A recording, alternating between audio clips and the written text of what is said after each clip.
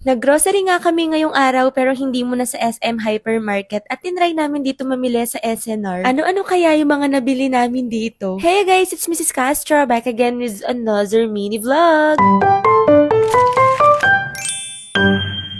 For today's vlog, tara samahan nyo kami sa SNR at mag-grocery nga pala kami ngayong araw. Time check, 3:00 ng hapon nung umalis kami sa bahay, parang medyo makulimlim pa nga. Sabi ko nga, sana wag munang umulan at hintayin muna kaming makadating sa SNR. Kapag pa naman umuulan ay medyo hassle talaga, no? Tas ang putik-putik. After 20 minutes, nakadating naman kami dito sa may SNR sa Dao. Malapit lang naman kami dito guys, lalong-lalo na kapag ka dumaan kami sa NLEX. Usually kapag ka nag-grocery kami sa SM Hypermarket, alam nyo yan. Madalang lang kaming mamili dito sa SNR kasi feeling namin ay hindi kompleto dito. Siguro dahil hindi namin nililibot. Kaya nga ayan, pagdating namin dito, nakita namin tong Scotch Brite na walis. Yung luma nga namin ganito, tumagal ng almost 2 years guys. Alam nyo ba, sobrang tibay niyan. Nasa 340 pesos nga lang siya, pero promise worth it yung price niyan. Kaya kung problema nyo yung walis na laging naglalagas, itry nyo yun pang matagalan gamitin. Kinuha na nga ulit namin yung ginagamit namin dati sa mga damit namin kasi nga nandito na rin naman kami. Before nga kapag ka nag-SNR kami, hindi talaga namin iniikot itong groceryhan. Kaya siguro akala ko hindi kompleto dito pero alam nyo, ang sarap palang mamili dito. Sakto nga din pala, balak talaga naming bumili ng mga ganito katulad ng paprika, ground garlic, tsaka itong rosemary leaves kasi gamit na gamit yan sa amin sa mga steak, sa manok. Mura nga lang siya dito kasi ang dami na 149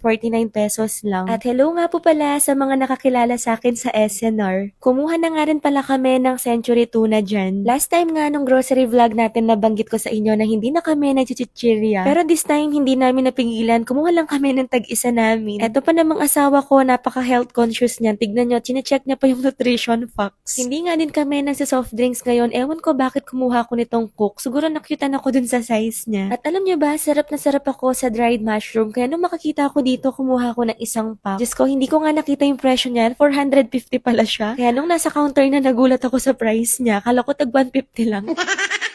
Nakakita nga kami ng hash brown dyan, kaya kumuha na kami ng isang pack, parang 20 pieces yung laman. Alam nyo ba guys, sobrang sarap niyan. Sa next vlog, ipapakita ko sa inyo kapag nagluto kami. Etong isa naman dito, naghahanap ng yogurt, o diba? Sabi ko sa inyo, health conscious yan. Bawat kuha niya yata ng pagkain dito, binabasa niya yung nutrition facts. Kaya nga pati ako, napasabay na sa pagda-diet sa kanya. Alam nyo ba, sobrang disiplinado niyan. Kapag ka sinabing diet, diet talaga siya. Kaya ayun, napapasunod na ako. Nagka-calorie deficit kasi kami guys. So far, so good naman. Before kasi sobrang butad kami. Alam niyo yon, yung parang ang laki ng tiyan namin. Tapos ngayon medyo okay na. Tapos medyo bumaba na rin yung timbang ko pero konti lang naman. Maintain ko lang din naman kasi yung katawan ko. Yung tipong hindi sobrang taba, hindi din payat. Nandito nga kami sa mga area ng tinapay which is buy one take one dito sa SNR. Kumuha na nga rin kami kasi napakamura lang naman. And hindi naman din namin kakainin yung chocolate na yon kasi pampasalubong lang kila Mr. Castro. Nakakita nga kami ng malaking Century Tuna. Grabe, meron palang ganito kalaki. At muntik ko pa ngang makalimutan na bibili pala ako ng salad dressing ngayon. Gustong gusto ko to guys, itong Thousand Island. Ang sarap ilagay niyan sa lettuce na may kamatis, may carrot. Basta sa kahit anong vegetable salad, gustong gusto ko yun. Nung matapos nga kaming mamili, pumila na kami dito para makapagbayad na. Kung tatanungin niyo ako kung mahal bang mamili sa SNR, hindi naman kasi parang same lang din naman. Ang pagkakaiba lang talaga dito guys, maramihan yung pagbili. O siya, ayun lang for today's vlog. Thank you for watching. Bye! Mwah!